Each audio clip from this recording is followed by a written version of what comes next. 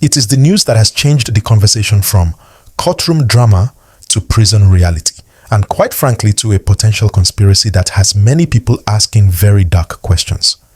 If you are just tuning in, you need to understand that the chapter of Nnamdi Kanu as a detainee is officially over. He is now a convict, and the state is treating him as one. The headline you saw is sending shockwaves across the southeast and indeed the whole nation. Nnamdi Kanu moved from DSS custody to Sokoto Prison. Welcome to this special broadcast. We are digging deep into the aftermath of the historic judgment that happened yesterday. Okay, good day everybody, all lovers of freedom. My name is Nnamdi Ejimako. I am one of the lawyers to Mazi Nnamdi Kanu. I'm here with my colleagues, Maxwell Opara, PhD, and this Ijoma Ifedinobi, Esquire. We just came out from visiting the State Security Service Department of the FCT, and we had been informed by the Director of Operations that Mazi Nnamdi Kanu is no longer in their custody. He has been moved to a safe correctional facility in Sokoto State. So right now, Mazi Nnamdi Kanu is now in Sokoto State. November 20th, 2025. We are tracking the movements of the most discussed prisoner in Nigeria's history, and the location they have chosen for him is raising more red flags than a traffic stop. Let's get straight to the gist. For years, Nnamdi Kanu has been a guest, if we can call it that, of the Department of State Services, DSS, in Abuja. He complained about the food, he complained about his wardrobe, and he complained about his medical care. But as of yesterday evening, his status changed legally and physically. Following the life imprisonment sentence handed down by Justice James Omotosho, Nnamdi Kanu is no longer awaiting trial. He has been convicted. And by law, a convict cannot stay in a DSS detention facility. They belong to the Nigerian Correctional Service. Now, why Sokoto? This is the specific detail in the headline that has everyone talking. While the authorities often keep high-profile prisoner movements classified for security reasons, reports circulating suggest that the government has decided to move him as far away from his support base as possible. Sokoto is in the northwest, thousands of kilometers from Umuahia. It is a strategic move. By taking him to Sokoto, they are effectively cutting him off from the daily solidarity visits, the protest in Abuja, and the emotional connection to the southeast. It is a message that the Abuja show is over. He is now just prisoner number so-and-so in a maximum security facility. But we need to pause and look at the geography of this decision, because this is where the story gets terrifying. Sokoto State is currently the epicenter of a new wave of banditry.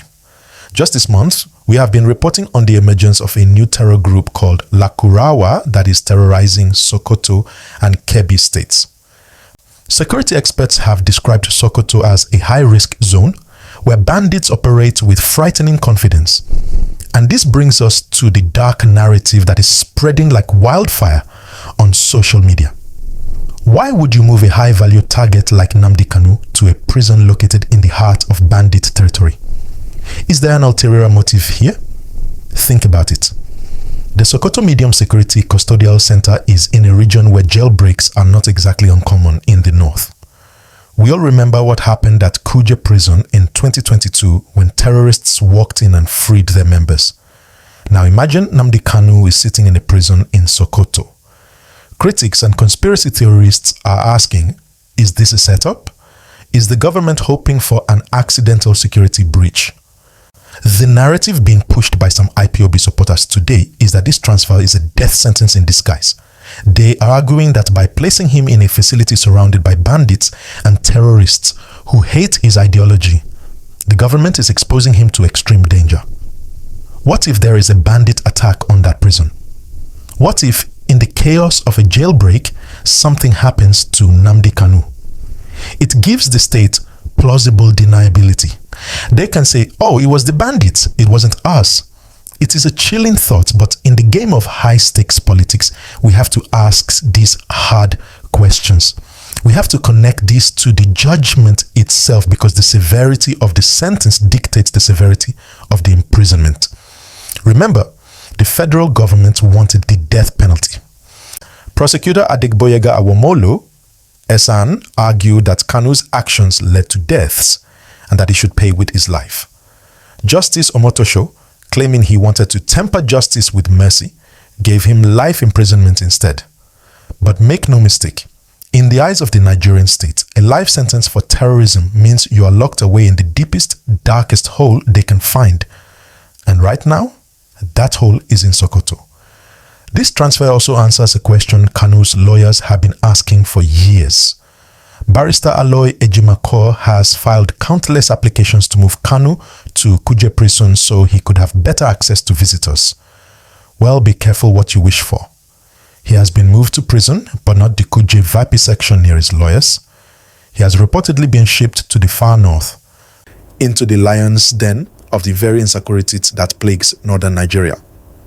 This brings us to a very serious related talk.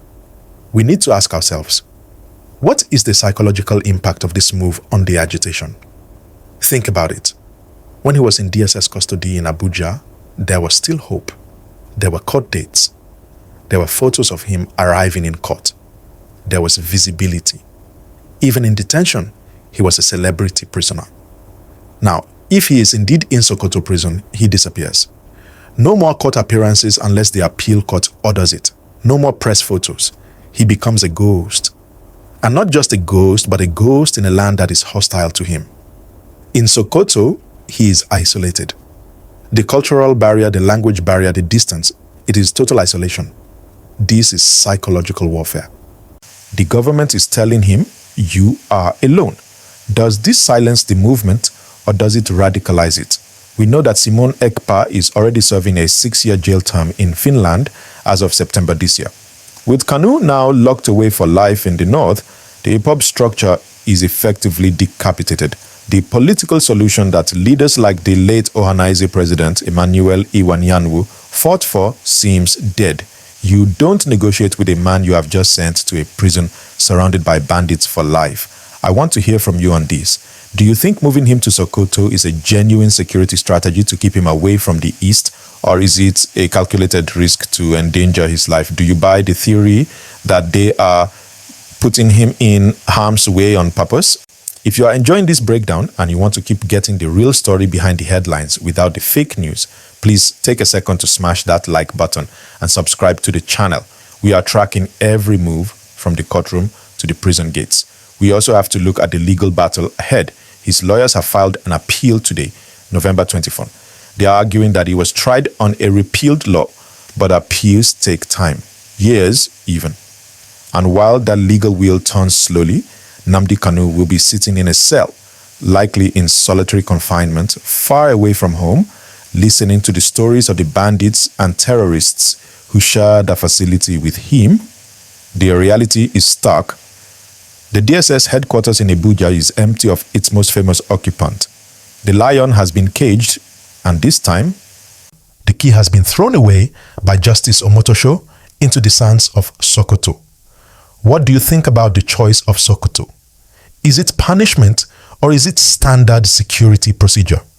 Drop your thoughts in the comments below.